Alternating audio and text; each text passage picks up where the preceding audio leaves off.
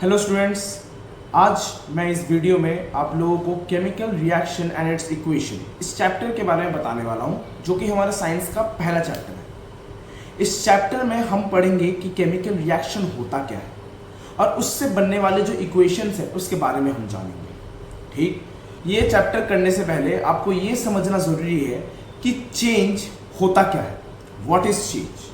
अगर मैं बोलूँ आपको, क्या हमें क्या जानना जरूरी है कि व्हाट इज चेंज।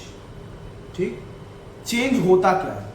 अब आप लोगों ने पढ़ा होगा कि जो चेंजेस है वो दो तरीके का होता है। एक होता है हमारे पास फिजिकल चेंज और एक होता है हमारे पास केमिकल चेंज। ठीक, फिजिकल चेंज और केमिकल चेंज। फिजिकल चेंज हमें किसे कहते हैं? हम किसे कहते हैं फिजिकल चेंज? अब देखो, मैं अगर आपको एक एग्जांपल दूं कि सपोज करो एक कागज है, कागज को मैंने मोड़ा और मोड़ के उसको फेंक दिया, तो उसमें चेंजेस आए। क्या चेंजेस आए कि जो मैंने पेपर मोड़ के फेंका, पेपर में बहुत सारे रिंकल्स आ गए, मैं कह सकता हूं उसका शेप चेंज हो गया। ठीक, तो ये तरीके के इस तरीके के जो चेंजेस हैं इसको हम फिजिकल चेंज कहते हैं। अब अगर मैं रस्टिंग ऑफ आयरन की बात करूं, आयरन नॉर्मल खुले में पड़ा हुआ है, उसमें रस्ट लग गया, तो ये क्या है? ये एक तरीके का केमिकल चेंज है। अब क्यों ये पेपर को मोड़ने से या पेपर में जो रिंकल्स आ गए उसका शेप चेंज हो गया, उसको फिजिकल चेंज कह रहे हैं हम, और रस्टिंग ऑफ आयरन को केमिकल चेंज कह रहे हैं। देखो, फिजिकल चेंज में अगर मैं कहूं फिजिकल चेंज क्या है, फिजिकल चेंज में a change in which only the physical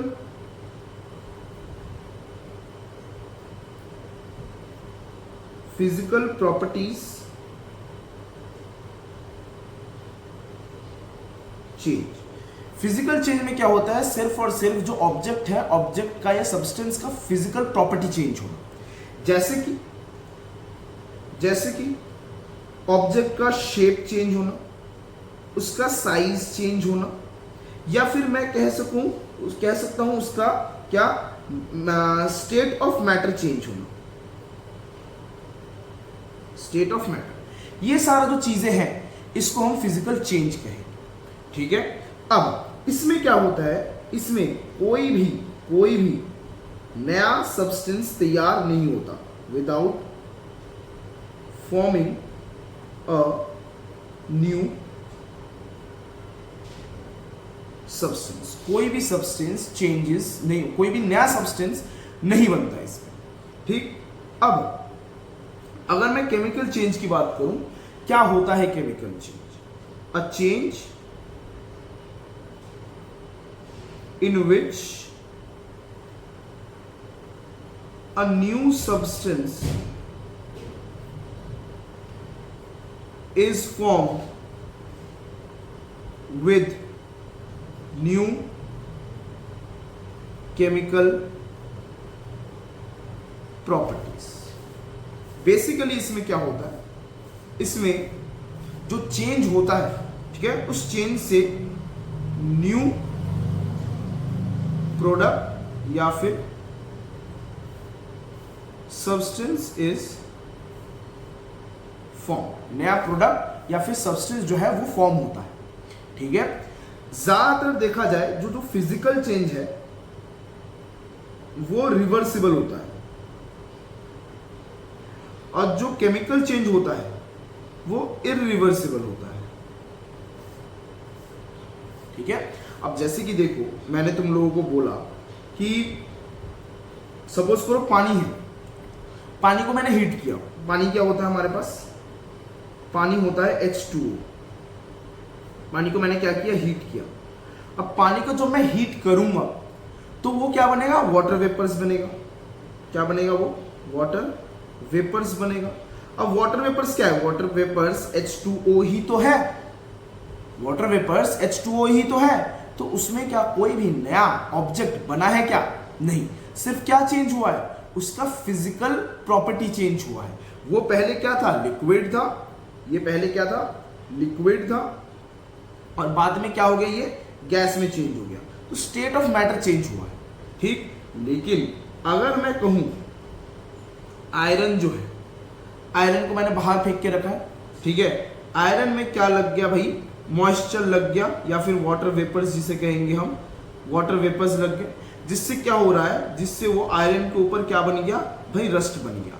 अब एक बात बताओ, इस रस्ट को, रस्ट क्या है, एक नया प्रोडक्ट बन गया नए प्रॉपर्टी के साथ। अब तुम देखो जो फिजिकल चेंज है, जो फिजिकल चेंज है, इसमें मैं गैस को फिर से लिक्विड में कन्वर्ट कर सकता हूं, उसको कंडेंसेशन करके, कंडेंस करके, ठीक है, यानी उल्टा टेम्परेचर को कम करके, कंडेंसेशन करके मैं गैस को फिर से वाटर वेपर में चेंज कर सकता हूं। लेकिन क्या मैं इस रस्ट को फिर से नॉर्मल आयरन में चेंज कर सकता हूं क्या, कर सकता हूं क्या, नहीं। तो जिसमें हमारा क्या है कि नया प्रोडक्ट तैयार होता है नए केमिकल प्रॉपर्टीज के साथ, और वो रिवर्स भी नहीं कर सकते उस चीज को, उसकी प्रॉपर्टी को, तो वो केमिकल चेंज हो गया। और जो हमारा क्या है कि उसके फिजिकल प्रॉपर्टीज चेंज हो रहे हैं और उसको हम रिवर्स कर सकते हैं, वो हमारे लिए क्या हो गया, वो हमारे लिए फिजिकल चेंज हो गया। अब अगर ये तुमको समझ में आ गया है तो तुम्हें ये भी समझ में आ जाएगा केमिकल रिएक्शन क्या होता है। तो फिर चलिए आगे बढ़ते हैं। अब देखिए क्या होता है chemical reaction. Chemical reaction are the process in which new substance with new properties are formed. क्या बोला है, केमिकल रिएक्शन उसे कहते हैं जिसमें जो सब्सटेंस है वो एक दूसरे के साथ रिएक्ट करके एक नया प्रोडक्ट तैयार करता है विद न्यू केमिकल प्रॉपर्टीज के साथ, तो उसको ही हम क्या कहते हैं, केमिकल रिएक्शन कहते हैं।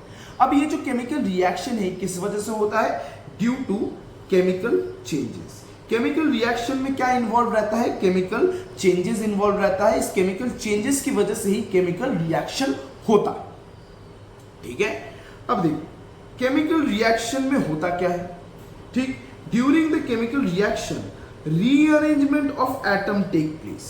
क्या होता है कि सब्सटेंस के बीच में जो एटम्स, जो सब्सटेंस के अंदर जो एटम्स है, ये तो पता ही होगा ना आप लोगों को कि भाई जो सब्सटेंस बना हुआ है वो एटम से बना हुआ है, तो जो एटम्स है उनके रीअरेंजमेंट को ही हम क्या कहते हैं, केमिकल रिएक्शन कहते हैं। क्यों, क्योंकि भाई देखो कि जब एटम्स रीअरेंज करते हैं एक दूसरे को, मतलब गेन करते होंगे या फिर लूज करते होंगे एटम्स, ठीक है, तब क्या हो जाता है, रीअरेंजमेंट हो जाता है, और उसी रीअरेंजमेंट से क्या होता है, केमिकल रिएक्शन होता है, ठीक है। तो बेसिकली केमिकल रिएक्शन होता क्यों है, because of rearrangement of atoms takes place between reacting substance to form a new substance having entirely different properties. अब जैसे ये देखो हमारे पास ए ऑब्जेक्ट है, ठीक है, और बी ऑब्जेक्ट है। ए और बी को एक दूसरे के साथ रिएक्ट करवाया गया। अब रिएक्ट करने से ये क्या बना, ए बी बन गया। अब जो ए बी बना वो नए प्रॉपर्टीज के साथ बना, और ए बी जो है एक नया प्रोडक्ट है, ठीक है, ये नया प्रोडक्ट ए बी नए प्रॉपर्टीज के साथ बना है। तो अब यहां पे क्या है कि जो केमिकल रिएक्शन है उसमें दो चीजों का इन्वॉल्वमेंट है, दो चीजों का इन्वॉल्वमेंट है। दो चीज क्या क्या, एक है भाई रिएक्टेंट और एक है प्रोडक्ट। अब यहां से तुम्हें समझ आ गया होगा कि रिएक्टेंट किसे कहते हैं। रिएक्टेंट हम उसे कहते हैं जो केमिकल रिएक्शन में पार्ट ले रहा हो, ठीक है, उसे हम रिएक्टेंट्स कहते हैं। कि देखो the substance which take part in the chemical reaction are called reactants. और प्रोडक्ट किसे कहते हैं कि उस रिएक्टेंट से रिएक्शन होके वो जो दोनों रिएक्टेंट है या दो से ज्यादा जो रिएक्टेंट है वो एक दूसरे के साथ रिएक्ट करके जो नया प्रोडक्ट तैयार किया गया है या फिर जो नया रिजल्ट आया है, ठीक है, उसी को ही हम क्या कह रहे हैं, प्रोडक्ट कह रहे हैं। यानी जो नया प्रोडक्ट जो नया बना है, नए प्रॉपर्टीज के साथ नया सब्सटेंस बना है, उसी को ही हम क्या कह रहे हैं, प्रोडक्ट कह रहे हैं। देखो the new substance produce as a result of chemical reaction are called product, ठीक है, इसी को ही हम क्या कहते हैं, प्रोडक्ट कहते हैं। अब देखो जैसे एग्जांपल दे रहा हूं तुम लोगों को, एग्जांपल क्या है, देखो एग्जांपल ये है कि सपोज करो कि एक मैग्नीशियम रिबन को क्या किया गया है, जलाया गया है। Burning of magnesium ribbon in क्या air to form magnesium oxide is an example of chemical reaction. ये एक तरीके का केमिकल रिएक्शन का एग्जांपल है। किस तरीके से, देखो जब हम magnesium ribbon as a ribbon, magnesium को जब हम ऑक्सीजन के प्रेजेंस में क्या कर रहे हैं, हीट कर रहे हैं। ये क्या है भाई, ये हीट का सिंबल है, ये हीट का सिंबल है, इसके बारे में हम आगे डिस्कस करेंगे, ठीक है, कि जब हम केमिकल इक्वेशन तैयार करते हैं बहुत सी चीजें हम यूज करते हैं, ठीक है, वो हम आगे डिस्कस करेंगे। ओके, तो ये क्या है भाई, ये है हमारा सिंबल किसका, हीट का, कि हम हीट कर रहे हैं उसका सिंबल है। तो हमने क्या किया, मैग्नीशियम को ऑक्सीजन के साथ रिएक्ट करवाया, कैसे, मतलब उसको बर्न किया। अब जब बर्न करेंगे तो वो ऑक्सीजन के प्रेजेंस में ही बर्न होगा, ठीक है, तो इसलिए ऑक्सीजन रिएक्ट कर रहा है। तो मैग्नीशियम जब ऑक्सीजन के साथ रिएक्ट कर रहा है वो क्या बन रहा है, मैग्नीशियम ऑक्साइड बन रहा है। क्या बन रहा है, मैग्नीशियम ऑक्साइड, ठीक है। तो अगर मैं यहाँ पे तुम लोगों से पूछूं कि भाई यहाँ पे इस रिएक्शन में जो मैग्नीशियम ऑक्सीजन के साथ रिएक्ट कर रहा है, यहाँ पे रिएक्टेंट्स कौन से हैं, तुम्हें क्लियरली पता होगा कि जो पार्ट ले रहा है रिएक्शन में वो रिएक्टेंट होंगे, ठीक है। तो इसका मतलब मैग्नीशियम और ऑक्सीजन ये दोनों के दोनों क्या है, रिएक्टेंट्स है। ये देखो रिएक्टेंट्स क्या है भाई, मैग्नीशियम है और क्या है, ऑक्सीजन है, ठीक। और प्रोडक्ट क्या होगा, यहाँ पे प्रोडक्ट है हमारा मैग्नीशियम ऑक्साइड, जो कि रिजल्ट आया है जिसका डिफरेंट प्रॉपर्टीज है ने सब्सटेंस का, ठीक है। मैग्नीशियम ऑक्साइड इसका प्रोडक्ट होगा। The properties of the product magnesium oxide are entirely different from those of the reactant magnesium oxygen. Obvious सी बात है, जो नया प्रोडक्ट तैयार हुआ है हमारे पास मैग्नीशियम ऑक्साइड, उसका प्रॉपर्टी टोटली डिफरेंट होगा, किससे, मैग्नीशियम और ऑक्सीजन से, ठीक।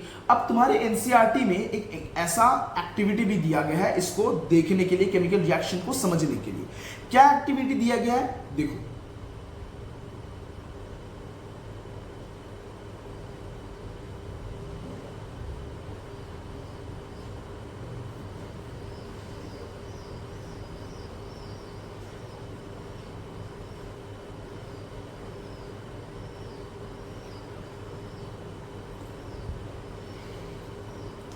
अब देखो क्या एक्टिविटी दिया गया तुम्हारे एनसीईआरटी में कि एक मैग्नीशियम रिबन के हिसाब से एक दिया गया है तुम लोगों को एक्टिविटी। मैग्नीशियम रिबन बोला गया है कि एक मैग्नीशियम रिबन लो, ठीक है, लॉन्ग मैग्नीशियम रिबन लो, उसको क्लीन करो bye rubbing its surface with sand paper. अब ये सैंड पेपर से क्लीन क्यों करते हैं, ये चीज तुम समझो पहले कि भाई देखो, जब मैग्नीशियम नॉर्मल पड़ा हुआ है तो वो ऑक्सीजन के साथ रिएक्ट कर रहा है नॉर्मल एटमॉस्फेयर में, ठीक है, खाली एटमॉस्फेयर में वो ऑक्सीजन के साथ रिएक्ट कर रहा है। जब वो ऑक्सीजन के साथ रिएक्ट कर रहा है तो उसके ऊपर एक पतला सा लेयर लग जाता है, किसका, मैग्नीशियम ऑक्साइड का। अब मैग्नीशियम ऑक्साइड का जो पतला लेयर लगा हुआ है वो अगर लेयर होगा तो मैग्नीशियम रिबन पूरी तरीके से जल नहीं पाएगा, जिसकी वजह से मैग्नीशियम रिबन को हम पहले सैंड पेपर से क्या करते हैं, घिस के उसको साफ करते हैं ताकि मैग्नीशियम जो है वो बाहर निकल आ पाए, ठीक है। तो जैसे ही मैंने सैंड पेपर से मैग्नीशियम रिबन को घिसा, उसके ऊपर का मैग्नीशियम ऑक्साइड का जो लेयर है वो हट जाता है। हट जाने के बाद हमारे पास आ गया मैग्नीशियम। अब उस मैग्नीशियम को हम क्या करेंगे, नॉर्मल जो चिमटा होता है, टोंग्स होता है, ठीक है, उसको लेके हम इस तरीके से पकड़ेंगे, साइड में लाइटर जलाएंगे, ठीक है। जेब में क्या हाथ डाल रहे हो भाई, हम मैग्नीशियम रिबन को टोंग से इस तरीके से पकड़ेंगे और लाइटर से उसको जलाएंगे in the presence of oxygen, ठीक है। तो जब हम उसको जलाएंगे हमें क्या दिखाई देगा, ब्राइट व्हाइट फ्लेम। हमें क्या दिखाई देगा, ब्राइट व्हाइट फ्लेम दिखाई देगा। देखो कि the magnesium ribbon starts burning with a dazzling white flame. Dazzling, bright, एकदम बहुत ही ब्राइट, मतलब तुम उसको डायरेक्टली देखोगे उस फ्लेम को, तुम्हारी आंखें थोड़ी देर के लिए ब्लर हो जाएंगी, ठीक है। तो वो जो फ्लेम निकलेगी, ब्राइट व्हाइट फ्लेम निकलेगी, वो रिएक्शन हो रहा है। अब जब रिएक्शन हुआ, जल गया, वो जलने के बाद वो क्या है, एशेस में बदल गया वो मैग्नीशियम रिबन। और वो जो एशेस है जो ट्रे में कलेक्ट हुआ है, जो ट्रे में कलेक्ट हुआ है, वो एशेस एक्चुअली में क्या है, मैग्नीशियम ऑक्साइड है, जो कि ऑक्सीजन के साथ रिएक्ट करके बनाया गया है, ठीक है। तो hold the burning magnesium ribbon over a watch glass so that the magnesium oxide powder being form collect in the watch glass. जैसे कि मैंने बोला था, देखो यहाँ पे इस तरीके से चिमटे से पकड़ा गया है, यहाँ पे चिमटे से पकड़ने के बाद उसको फ्लेम से जलाया गया है। फ्लेम से जलाने के बाद यहाँ से जो एशेज है वो एशेज कहाँ गिर रही है, यहाँ पे गिर रही है, और ये एशेज किसका एशेज है, मैग्नीशियम ऑक्साइड का एशेज, ठीक है। समझ में आया ये। अब बात आती है क्या, कैसे चेंजेस या क्या देख के पता लगेगा कि केमिकल रिएक्शन हुआ है। ठीक है, सिर्फ क्या जलने से ही और वो एशेस में बदल जाने से ही हम कह सकते हैं क्या कि वो केमिकल रिएक्शन हुआ है? नहीं, नहीं कह सकते। केमिकल रिएक्शन को पहचानने के लिए हमारे पास और भी अलग अलग कैरेक्टरिस्टिक्स हैं जिसको देख के हम पता लगा सकते हैं कि भाई ये केमिकल रिएक्शन हुआ है या नहीं हुआ है। ठीक है, उसको ही हम डिस्कस करेंगे किसमें, characteristics of chemical reaction. Okay, तो देखो सबसे पहले समझो कि the conversion of reactants into products in a chemical reaction is often accompanied by some features or changes which can be easily observed। क्या बोला गया है कि केमिकल रिएक्शन जो होता है, रिएक्टेंट्स जो केमिकल रिएक्शन करते हैं उससे जो प्रोडक्ट बनता है, ठीक है, वो हम इजीली कुछ चीजें देख के ही पहचान सकते हैं कि भाई वो केमिकल रिएक्शन हुआ है या नहीं। Observed changes takes place as a result of chemical reaction are known as characteristics of chemical reaction।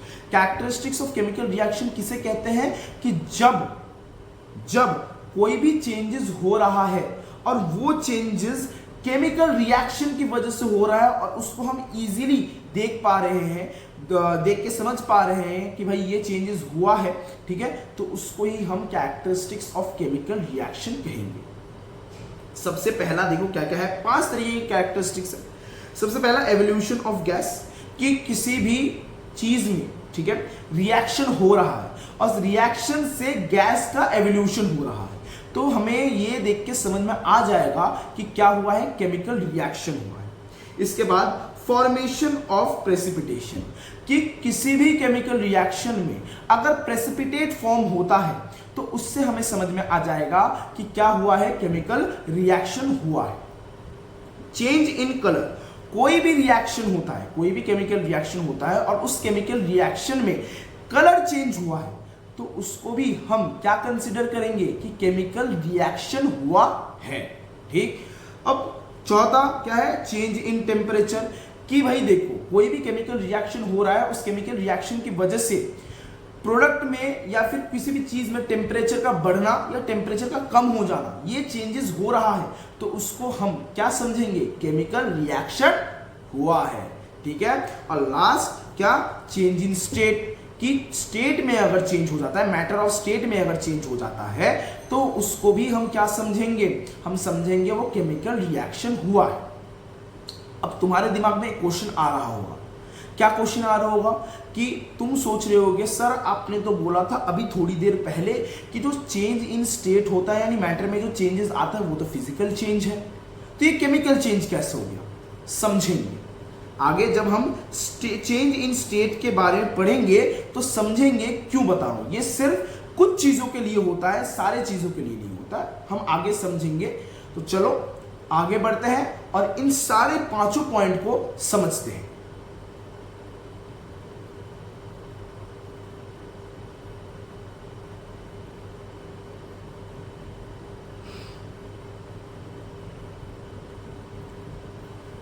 देखो सबसे पहला जो हमारे पास आता है क्या, एवोल्यूशन ऑफ गैस। अब हर एक थोड़ा एग्जांपल देके मैं समझाऊंगा तुम लोगों को कि किस तरीके से एवोल्यूशन ऑफ गैस हो रहा है। ठीक, अब देखो जैसे कि एक एग्जांपल देखो किसका, जिंक का।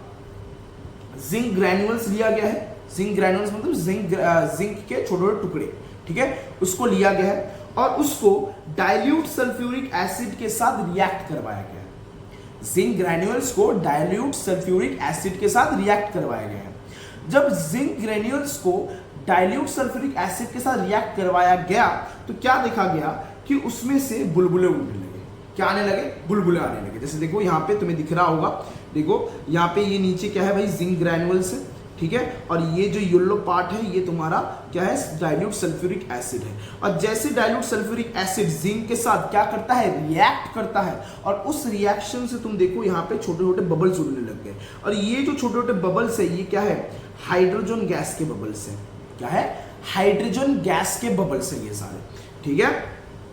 तो इससे हमें पता लग गया कि इसमें क्या हो रहा है, एवोल्यूशन ऑफ गैस हो रहा है। अब एवोल्यूशन ऑफ गैस होगा तो इसका मतलब समझ में आ गया मेरे को क्या हो रहा है, केमिकल रिएक्शन हो रहा है। ठीक है, समझ में आया। और एक एग्जांपल देखो कि भाई मैग्नीशियम है, मैग्नीशियम रिबन को या मैग्नीशियम को अगर हम किसी भी कोई भी डाइल्यूट एसिड में अगर हम रिएक्ट करवाते हैं, ठीक है, कोई भी डाइल्यूट एसिड हो, चाहे वो सल्फ्यूरिक एसिड हो, हाइड्रोक्लोरिक एसिड हो, कोई भी डाइल्यूट एसिड के साथ अगर हम मैग्नीशियम को रिएक्ट करवाते हैं तो वो क्या बनाएगा, वो भी हाइड्रोजन गैस लिबरेट करेगा। लिबरेट का मतलब एवोल्यूशन होना है, ठीक है, लिबरेट का मतलब एवोल्यूशन होना है। लिबरेट मतलब हो जाता है कि वो गैस इवॉल्व होके बाहर निकल रहा है, उसको कहते हैं लिबरेट, ठीक है।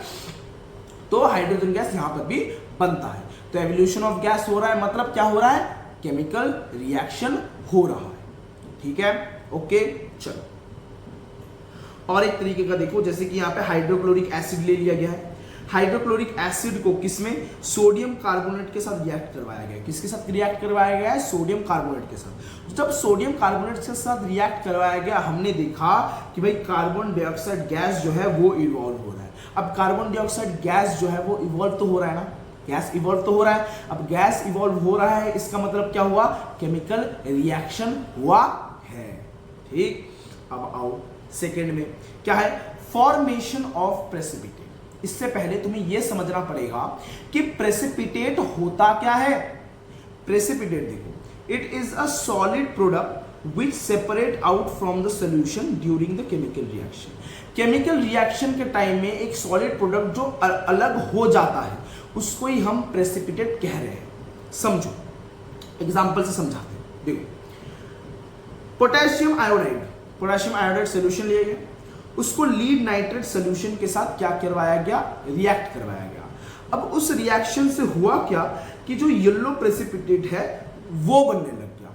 अब येलो प्रेसिपिटेट किसका, लीड आयोडाइन का, ठीक है। देखो यहां पे कि ये जो है, ये जो व्हाइट, ये जो है हमारा क्या है, पोटेशियम आयोडाइड है। क्या है हमारा, पोटेशियम आयोडाइड। और इस बीकर में जो है ये है लीड नाइट्रेट। इस बीकर में क्या है, लीड नाइट्रेट है। इस लीड नाइट्रेट को, मतलब सॉरी, इस पोटेशियम आयोडाइड को जैसे ही हमने लीड नाइट्रेट में क्या किया, रिएक्ट करवाया, पोर किया, वैसे ही क्या हुआ, पोटेशियम नाइट्रेट बन गया। क्या बन गया, पोटेशियम नाइट्रेट बन गया, जो कि एक येलो प्रेसिपिटेट है।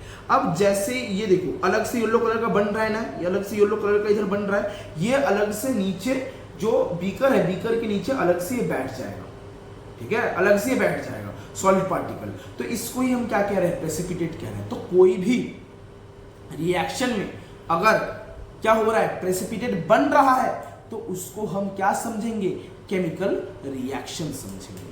इसी तरीके से और एक एग्जांपल देखो, जैसे कि when dilute sulphuric acid is added to barium chloride. जैसे डाइल्यूट सल्फ्यूरिक एसिड को बेरियम क्लोराइड के साथ रिएक्ट करवाया गया, वैसे क्या बन गया, व्हाइट प्रेसिपिटेट बन गया, किसका, बेरियम सल्फेट का। देखो यहाँ पे ये क्या है भाई, ये जो पोर हो रहा है इधर, ये जो पोर हो रहा है इधर, ये जो पोर हो रहा है, ये क्या है, सल्फ्यूरिक एसिड है।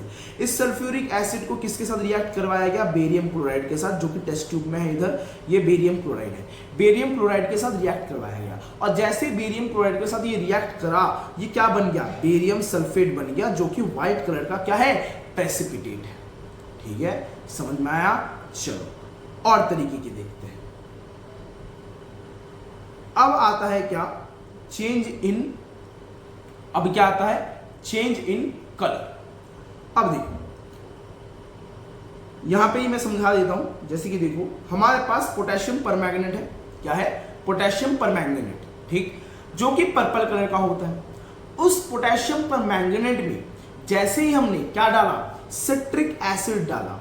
ये तो पता होगा ना तुम लोगों को कि जो सिट्रिक एसिड है वो लेमन में या फिर जो खट्टे वाले जो फ्रूट्स होते हैं उसके अंदर मौजूद रहता है, ठीक है। तो लेमन से तुम्हें इजीली सिट्रिक एसिड मिल जाएगा। तो तुम अगर जो पोटेशियम परमैंगनेट है पर्पल कलर का, उसको जुगाड़ कर सकते हो, उसको लो एक बीकर में और नींबू को उसके ऊपर निचोड़ दो। जैसे तुम नींबू को निचोड़ोगे उसमें क्या होता है, सिट्रिक एसिड होता है। सिट्रिक एसिड जैसे ही पोटेशियम परमैंगनेट के साथ रिएक्ट करेगा, वो इसका जो पर्पल कलर है ये चेंज होके क्या हो जाएगा, कलरलेस हो जाएगा। क्या हो जाएगा, कलरलेस। अब यहाँ पे कलर का चेंज हुआ, जिससे हमें क्या पता लग गया, ये क्या है, केमिकल रिएक्शन है, ठीक है। अब और एक तरीके का एग्जांपल देखो, क्या बोला गया है, बोला गया सल्फर डाइऑक्साइड गैस है। क्या है, सल्फर डाइऑक्साइड गैस है। सल्फर डाइऑक्साइड गैस को जैसे ही एसिडिफाइड पोटेशियम डाइक्रोमेट में क्या करवाया गया, पास करवाया गया। सल्फर डाइऑक्साइड गैस को पोटेशियम डाइक्रोमेट सॉल्यूशन में पास करवाया गया। वैसे ही क्या हुआ, इसका जो ऑरेंज कलर था, किसका, पोटेशियम डाइक्रोमेट का, पोटेशियम डाइक्रोमेट का जो ऑरेंज कलर था वो चेंज होकर क्या हो गया, ग्रीन कलर में हो गया। वो चेंज होकर किस में हो गया, ग्रीन कलर में हो गया। देखो यहाँ पे ये है potassium dichromate, potassium dichromate orange colour का था। जैसे इसमें सल्फर डाइऑक्साइड गैस क्या करवाया गया, पास करवाया गया, वैसे ये केस में चेंज हो गया, ग्रीन में चेंज हो गया। ठीक है, तो कलर में चेंज हुआ है, इसका मतलब क्या हुआ है, केमिकल रिएक्शन हुआ है। ठीक, अब देखो चौथा क्या, change in temperature. Change in temperature, change in temperature में क्या है, अब देखो ये चीज तुम्हें याद करके रखनी पड़ेगी, क्विक लाइन, ठीक है, और एक होता है तुम्हारा क्या बोलते, स्लेक लाइन। क्विक लाइन और स्लेक लाइन ये दोनों इंपॉर्टेंट है। क्यों बता रहा हूं, ये तुम अभी भी पढ़ोगे, बहुत जगह एक्सपेरिमेंट्स में यूज भी होता है, ठीक है, और ये बहुत ज्यादा जरूरी है। इसलिए क्विक लाइन और स्लेक लाइन में डिफरेंस, मतलब क्विक लाइन जो है वो अलग है, स्लेक लाइन जो है वो अलग है। क्विक लाइन जो है वो है कैल्शियम ऑक्साइड, ठीक है, तो दोनों जो है वो अलग अलग है, इसलिए कंफ्यूज मत हो जाना। अभी जो हम बात कर रहे हैं वो बात कर रहे हैं क्विक लाइन के ऊपर, ठीक है। तो क्या है कि when quick lime react with water, जब क्विक लाइम को वाटर के साथ रिएक्ट करवाया जाता है, then slake lime is form. तो क्विक लाइम को जब हम वाटर के साथ रिएक्ट करते हैं तब जाके वो क्या बनता है, स्लेक लाइम बनता है। और स्लेक लाइम क्या होता है, कैल्शियम हाइड्रोक्साइड। तो क्विक लाइम और स्लेक लाइम दोनों में अंतर है, दोनों को मिक्स मत कर लेना। कभी पता लगे क्विक लाइम की जगह तुमने स्लेक लाइम लिख दिया और स्लेक लाइम की जगह तुमने क्विक लाइम लिख दिया। क्विक लाइम से स्लेक लाइम बनता है, ठीक है। क्विक लाइम क्या होता है, कैल्शियम ऑक्साइड, मतलब कैल्शियम के साथ ऑक्सीजन का रिएक्ट होना। कैल्शियम को जैसे ऑक्सीजन के साथ रिएक्ट करवाया गया, कैल्शियम ऑक्साइड बन गया और उसे हम क्विक लाइम कह रहे हैं। और जैसे ही वो किसके साथ रिएक्ट करेगा, पानी के साथ रिएक्ट करेगा। पानी में क्या होता है, H2O। ऑक्सीजन तो पहले ही रिएक्ट हो रहा था, लेकिन हाइड्रोजन भी अब रिएक्ट होने लग गया। तो जब हाइड्रोजन रिएक्ट हुआ कैल्शियम के साथ, तो वो क्या बन गया, कैल्शियम हाइड्रोक्साइड बन गया। और कैल्शियम हाइड्रोक्साइड ही क्या है, स्लेक लाइम है, ठीक है। याद रहेगा कि क्विक लाइम से ही क्या बनता है, स्लेक लाइम बनता है। समझ में आया, चलो। तो हमने क्या देखा यहां पर कि जैसे क्विक लाइम को हमने वाटर के साथ रिएक्ट करवाया, यानी क्या है, H2O, वाटर के साथ रिएक्ट करवाया, वैसे ही हमने देखा कि वो जो सोल्यूशन है वो स्लेक लाइम बन गया। और हमने बीकर को इस तरीके से टच करके देखा। जैसे मैंने बीकर को इस तरीके से टच करके देखा, मैंने फील किया कि भाई बहुत ज्यादा हीट जो है वो प्रोड्यूस हो रहा है, बहुत ज्यादा हीट इवॉल्व हो रहा है। अब इसी तरीके के रिएक्शन को, जिस रिएक्शन में हीट इवॉल्व हो रहा होता हो, हीट बाहर निकल रहा होता हो, उसको हम एक्सोथर्मिक रिएक्शन कहते हैं। क्या कहते हैं, एक्सोथर्मिक रिएक्शन कहते हैं। इसके बारे में हम आगे पढ़ेंगे, बस अभी के लिए जान के रख लो कि क्या, जिस रिएक्शन में हीट बाहर निकल रहा हो, हीट इवॉल्व हो रहा हो, उसको हम कह रहे हैं एक्सोथर्मिक रिएक्शन। इसको हम टाइप्स ऑफ रिएक्शन में डिस्कस करेंगे। ओके, ये तो बात होगी हमारी किसकी, कि जब टेम्परेचर बढ़ रही है, हीट इवॉल्व हो रहा है, मतलब क्या हो रहा है, टेम्परेचर बढ़ रहा है, ठीक है। तो इसमें भी क्या हुआ, टेम्परेचर चेंज हो रहा है, मतलब क्या हुआ, केमिकल रिएक्शन हुआ। और एक तरीके का देखो, जैसे ही मैंने ये देखो, ये वाला अभी तुमने पढ़ा जिंक ग्रेन्यूल्स वाला, इसमें दो रिएक्शन होते हैं। क्या कि भाई, एक तो तुमने अभी पढ़ा ऊपर क्या कि एवोल्यूशन ऑफ गैस का एवोल्यूशन हो रहा है। जब जिंक ग्रैन्युल्स को हमने क्या किया, डाइल्यूट सल्फ्यूरिक एसिड के साथ रिएक्ट करवाया, उसमें से हाइड्रोजन गैस के बबल्स निकलने लग गए, ठीक है। दूसरा, इसके साथ साथ और एक तरीके का रिएक्शन होता है। क्या रिएक्शन होता है कि जैसे जिंक ग्रैन्युल्स जो है वो सल्फ्यूरिक एसिड के साथ रिएक्ट करता है, रिएक्ट करने से जैसे हम बीकर को पकड़ेंगे, हमें क्या फील होगा, हीट फील होगा। इधर भी क्या हो रहा है, जो हीट है वो इवॉल्व हो रहा है। ये एक तरीके का कौन सा रिएक्शन है, अभी मैंने बोला था कौन सा रिएक्शन है, एक्सोथर्मिक रिएक्शन, ठीक है। तो ये इसमें भी क्या हो रहा है, टेम्परेचर में चेंज आ रहा है, इसका मतलब क्या हुआ, ये केमिकल रिएक्शन। अब तुम बोलोगे भैया क्या सिर्फ और सिर्फ हीट ही इवॉल्व होता रहेगा, टेम्परेचर बढ़ता ही रहेगा? टेम्परेचर अगर कम हुआ तो टेम्परेचर कम का भी एग्जांपल है। देखो क्या है कि देखो, बेरियम हाइड्रोक्साइड जो है उसको जब हम अमोनियम क्लोराइड के साथ रिएक्ट करवाते हैं, बेरियम हाइड्रोक्साइड को किसके साथ, अमोनियम क्लोराइड के साथ जब हम रिएक्ट करवाते हैं, तो आफ्टर रिएक्शन जो बेरियम क्लोराइड है, ठीक है, बेरियम क्लोराइड बनता है, ठीक है, अमोनियम बनता है और वाटर बनता है। और ठीक इसी वाटर के वजह से जो हीट है, मतलब सॉरी, जो बीकर है या फिर टेस्ट ट्यूब है, वो ठंडा होने लग जाता है। अब ठंडा होने लग रहा है, इसका मतलब क्या हो रहा है, हीट अब्सॉर्ब हो रहा है। अब जब हीट अब्सॉर्ब होगा तो क्या होगा, चेंज इन टेम्परेचर, यानी टेम्परेचर डिक्रीज होने लग जाएगा। टेम्परेचर डिक्रीज होने लग गया मतलब टेम्परेचर में चेंज हो रहा है, और टेम्परेचर में चेंज हो रहा है तो मतलब क्या हुआ, ये एक तरीके का क्या है,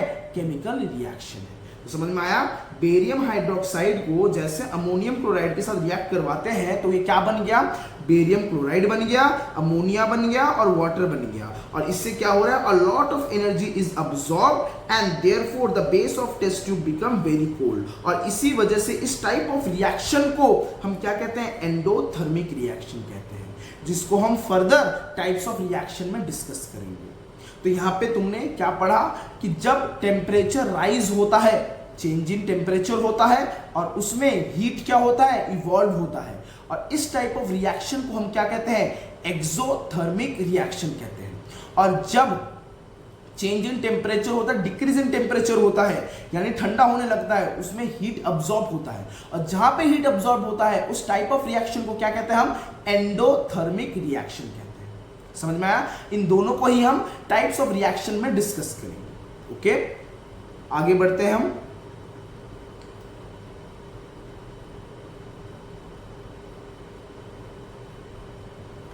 और आज इस क्लास का लास्ट टॉपिक हम करने वाले हैं, जो कि है चेंज इन स्टेट। और यही याद करो, अभी थोड़ी देर पहले तुम लोगों को क्या था, कंफ्यूजन हो रही थी ना कि भैया आपने तो बोला था चेंज इन स्टेट जो होता है उसमें पानी को हम जैसे ही हीट करते हैं तो वो गैस में बदल जाता है, तो वो तो पानी ही तो रहता, कोई चेंजेस नहीं होता, तो वो तो फिजिकल चेंज है। केमिकल चेंज कैसे हो गया, स्टेट में चेंज हो रहा है, तो समझो सब जो है सारे चीज जो अपना स्टेट चेंज कर रहा है, स्टेट चेंज कर रहा है, इसका मतलब ये नहीं कि वो केमिकल चेंज कर रहा है। कुछ चीजें हैं जो अपना स्टेट चेंज कर रहा है बिकॉज ऑफ केमिकल रिएक्शन। देखो किस तरीके से, कि व्हेन, जैसे कि कैंडल वैक्स है, ठीक है, when candle wax is burn it is characterised by a change in state from solid to liquid to gas, because wax is a solid. Wax क्या है, सॉलिड है। Water form by combustion of wax, जैसे ही मैंने wax को जलाया, wax को मैंने क्या किया, जलाया, ढंग से समझ, वैक्स क्या था, वैक्स एक प्रोडक्ट था, ठीक है, उसको मैंने जलाया, जलाने से क्या बना, नया प्रोडक्ट बना। क्या नया प्रोडक्ट बना, वो पानी की तरह, पानी में बदल गया, वो पानी बन गया, वो H2O बन गया वो, ठीक है। हाँ, हालांकि उसको हम पी नहीं सकते लेकिन वो पानी बन गया, ठीक है। तो ये जो पानी में फॉर्मेशन, ये जो पानी बना कंबशन की वजह से at room temperature whereas carbon dioxide is produce. अब देखो, अब आता है मेन चीज, हमने केमिकल चेंज में क्या पढ़ा था, क्या बोला था कि न्यू सब्सटेंस इज फॉर्म। क्या पढ़ा था हमने, न्यू सब्सटेंस इज फॉर्म। तो जब हम वैक्स को जला रहे हैं, वैक्स को जलाने से वो सॉलिड से लिक्विड में चेंज तो हो रहा है, लेकिन उसके साथ साथ क्या निकल रहा है, कार्बन डाइऑक्साइड। कार्बन डाइऑक्साइड तो पहले नहीं था, कार्बन डाइऑक्साइड तो फॉर्म होकर ये बन के बाहर निकल रहा है, तो नया प्रोडक्ट बन रहा है ना, नया प्रोडक्ट बन रहा है। तो जहां पर भी नया प्रोडक्ट बन रहा है, पहले इन्वॉल्वमेंट नहीं था उस प्रोडक्ट का, नया प्रोडक्ट यहां पे बन गया रिएक्शन से। किसके रिएक्शन से, कि एयर में जो ऑक्सीजन मौजूद है और वैक्स को जो हमने जलाया, उस रिएक्शन से क्या बन गया, कार्बन डाइऑक्साइड बन गया और वो इवॉल्व होने लग गया। तो कार्बन डाइऑक्साइड नया प्रोडक्ट बना ना, तो इसीलिए ये क्या चेंज हुआ, केमिकल चेंज हुआ। तो इसका मतलब ये क्या हुआ, केमिकल रिएक्शन हुआ। इससे हालांकि हम क्या चेंज देख पा रहे हैं, इसकी वजह से हम ये चेंज देख पा रहे हैं कि भाई जो वैक्स है वो अपना जो स्टेट ऑफ मैटर है उसको चेंज कर ले रहा है, ठीक है, उसको चेंज कर ले रहा है। तो इसका मतलब ये नहीं कि सारे के सारे जो, जैसे कि पानी है वो चेंज हो रहा है, स्टेट चेंज हो रहा है, तो इसका मतलब ये थोड़ी है कि वो केमिकल चेंज है, नहीं। उसमें नया प्रोडक्ट बन रहा है क्या, नहीं, वो हाइड्रोजन और ऑक्सीजन के साथ बना था, ठीक है, वो हाइड्रोजन ऑक्सीजन के साथ ही बना हुआ है, नया प्रोडक्ट उसमें नहीं बना है, कोई कार्बन डाइऑक्साइड नहीं आया, कोई कुछ नहीं आया, उसमें नया प्रोडक्ट नहीं बना है। हाइड्रोजन का जो प्रॉपर्टी था, ऑक्सीजन का जो प्रॉपर्टी था वही बना है, ठीक है, उससे ही पानी बना है जो बना है। तो वो क्या है, फिजिकल चेंज, इसीलिए। लेकिन केमिकल चेंज में क्या है, इसमें नया प्रोडक्ट बना है, जैसे कि यहाँ पे क्या बना है, कार्बन डाइऑक्साइड गैस इवॉल्व हुआ है, नया प्रोडक्ट बना है, तो इसीलिए इसको क्या कहेंगे, कंबशन ऑफ वैक्स को या फिर क्या बर्निंग ऑफ कैंडल वैक्स को क्या कहेंगे हम, केमिकल रिएक्शन कहेंगे, जिसमें वो उसका क्या हो रहा है, मैटर ऑफ स्टेट चेंज हो रहा है, sorry state of matter change हो रहा है।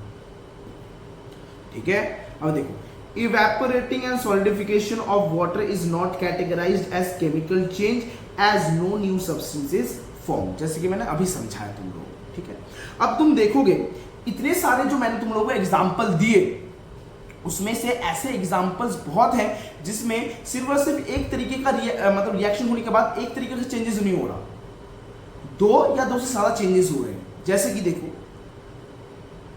केमिकल रिएक्शन किसमें, जिंक ग्रेन्यूल्स को सल्फ्यूरिक एसिड के साथ जब हम रिएक्ट करवाते हैं, सिर्फ और सिर्फ क्या हमने एवोल्यूशन ऑफ गैस देखा, नहीं, एवोल्यूशन ऑफ गैस को छोड़ के चेंज इन टेम्परेचर भी देखा हमने। ठीक है, कि जब हम जिंक को सल्फ्यूरिक एसिड के साथ रिएक्ट करवाएंगे तब एवोल्यूशन ऑफ गैस भी होगा, क्या, कौन सा गैस, हाइड्रोजन गैस, और चेंज इन टेम्परेचर भी होगा, राइज इन टेम्परेचर। ठीक है, समझ में आया। इसी तरीके से chemical change between potassium iodide and lead nitrate, potassium iodide और लीड नाइट्रेट के बीच में जो रिएक्शन हुआ, उस रिएक्शन से क्या बन रहा है, फॉर्मेशन ऑफ प्रेसिपिटेट हो रहा है, ये चेंजेस हो रहा है, फॉर्मेशन ऑफ प्रेसिपिटेट जो कि क्या था, येलो कलर का था, और चेंज इन कलर भी हो रहा है, चेंज इन कलर, कलरलेस में चेंज हो जा रहा है। ठीक है, कलरलेस से येलो में चेंज हो जा रहा है। तो ये जो कुछ एग्जाम्पल्स हैं जिसमें सिर्फ और सिर्फ एक तरीके का चेंज नहीं, दो तरीके के चेंजेस हो रहे हैं। ठीक है, आज के क्लास के लिए, इस क्लास के लिए बस इतना ही। आगे फर्दर हम टाइप्स ऑफ रिएक्शंस के बारे में डिस्कस करेंगे, तो उसके वीडियोस के लिए बने रहने के लिए इस चैनल को जरूर से सब्सक्राइब करना, और तुम्हें कंटेंट अच्छा लगे तो जरूर से लाइक करके इसको शेयर भी करना। ठीक है, इसी तरीके से वीडियोस आती रहेंगी, आप कंसिस्टेंट रहो तो आपकी पढ़ाई मजेदार चलेगी और बढ़िया चलेगी। सायोनारा।